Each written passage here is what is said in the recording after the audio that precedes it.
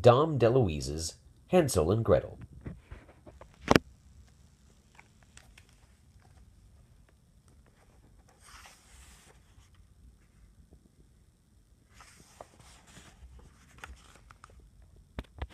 Once upon a time, there lived a poor family who worked very hard to keep themselves in food and clothing. They lived from hand to mouth, and let's face it, that's a very short distance.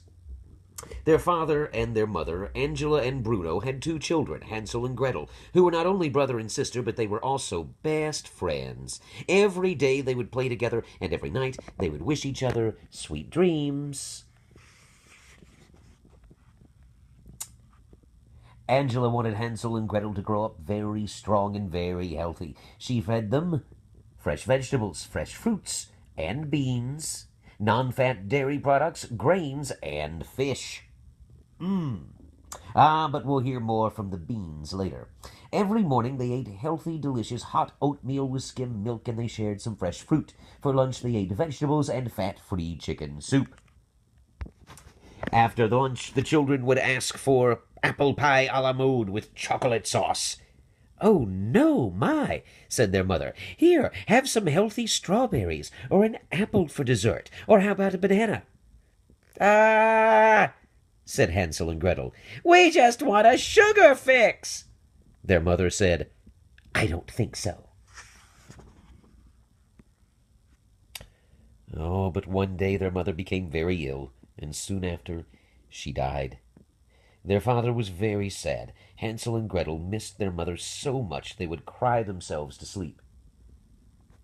Now next door there lived the Widow Brown, who wanted to marry their father in the worst way. Why, she brought him chicken soup every single day. Now, if you're looking for a husband, chicken soup is a must. Write it down, girls.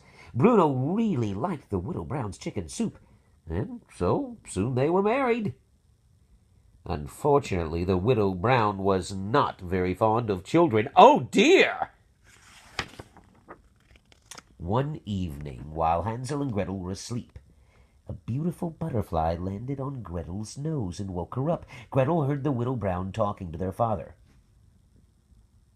"There's not enough money and food in this house for all of us. Let's take the children for a picnic and leave them in the woods. Another family will find them, take them home, and care for them. The children will be happier, and so will we." "No, no," said Bruno. "But I love my children. I just couldn't. I couldn't." Gretel was very upset, to say the least. What to do? What to do? Well, the very next night, Hansel and Gretel heard the Widow Brown talking. "Take them out to the woods, I tell you. Make some excuse and leave them there. Someone will find for them and care for them. Not to worry." Well, Bruno said nothing. But Hansel and Gretel started to, guess what? Worry. Well, wouldn't you? I would. "We need a plan," said Gretel. Hansel agreed.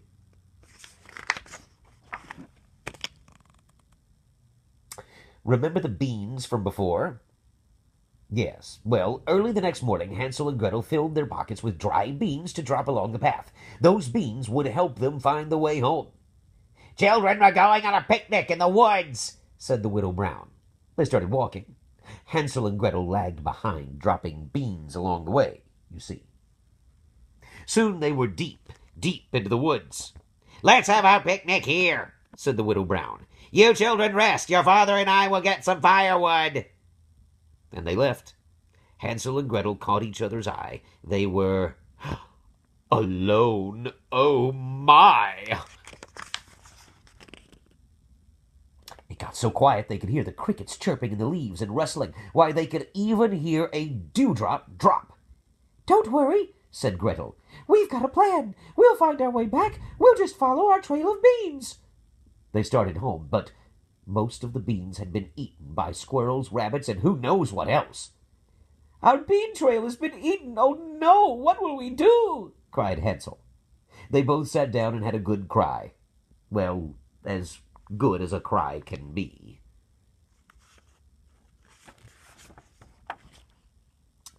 "Wait! Wait!" said Hansel. "I smell cookies baking." "It's coming from over here!" cried Gretel. They climbed a small hill and came to a fence that was made of lady fingers, lollipops, glazed donuts, giant chocolate-covered pretzels, gumdrops. This is absolutely delicious, said Hansel. The gingerbread house was full of junk food. It had a cholesterol count of 888, which is high, even for a house. Well, the children were so hungry that they started to eat. Yum! Have some chocolate windowsill!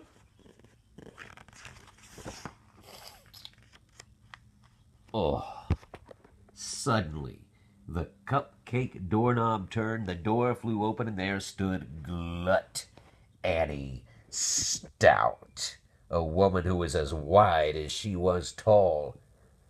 Who's eating my house? She called. Oh, we're lost, said Gretel. Lost? Asked Glut Annie. Don't worry, I'll take good care of you. Come in, I'm making some sweet apple pies and blueberry pies. Come in. Okay. Oh. Glut Annie gave them strawberry maltz apple pie a la mode with chocolate sauce, banana cream pie, and a big piece of chocolate cake. Not 5, not 6, but 7-layer cake. Well, the children ate, and they ate.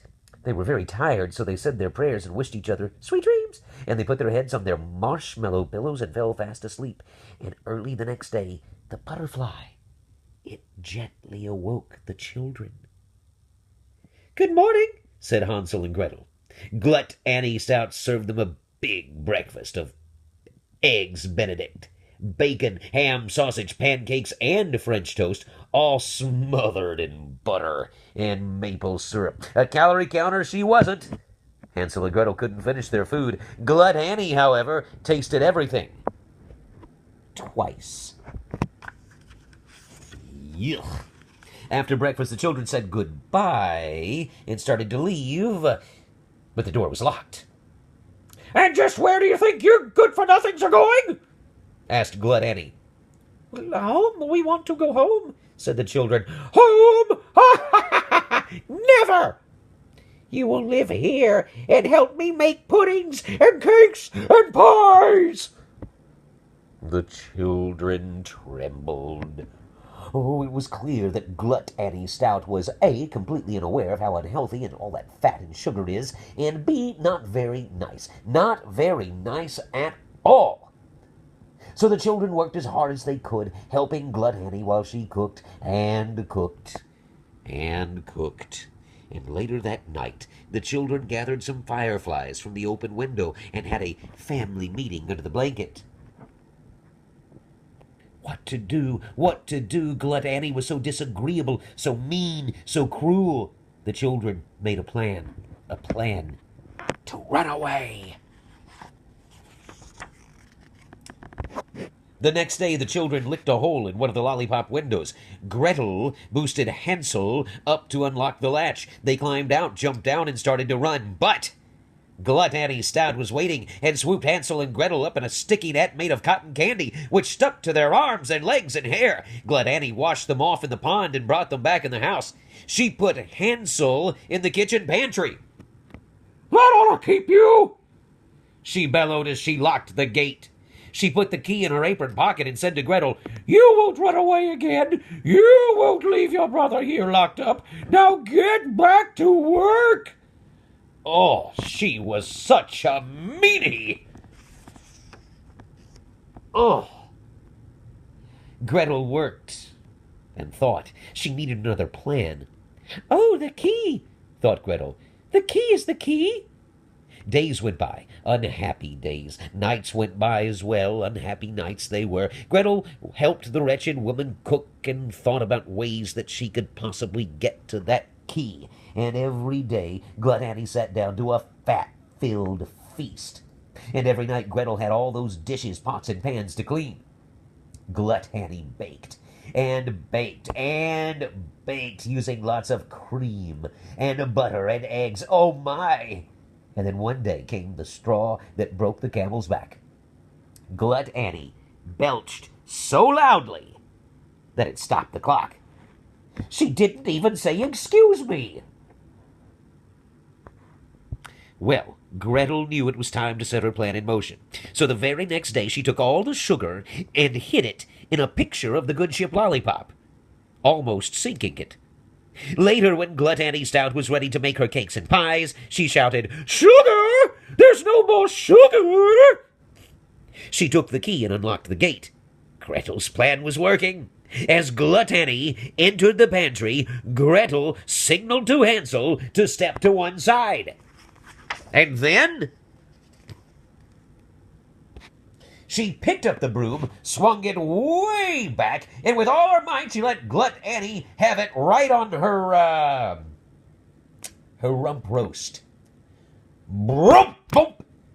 Oh, what a loud thump she made. Hansel run out. Gretel slammed the gate shut. "Why, you little—" Gluttony snarled. Oh, but the key was inside. What to do? What to do? And then, as if by magic, the butterfly picked up the key from the floor of the pantry and flew to Gretel, who took it and locked the gate just in time. Hansel and Gretel hugged and kissed each other. Using the key, Gretel opened the front door and they ran through the woods to a recently installed public telephone. Thank goodness Alexander Graham Bell lived in the neighborhood. They called 911. Well, the police soon came, and they took Gluttony Stout into custody. She was charged with kidnapping, being mean to children, and eating an entire smorgasbord without a license. Now come along, let's go. Now, months before, Bruno, realizing he had made a mistake, had sent the widow Brown packing. She was never heard from again. Good riddance. So when the police told Bruno that Hansel and Gretel had been found and were safe, he cried, "My dream has come true!" And oh, how happy he was to see Hansel and Gretel, his children that he loved oh so much.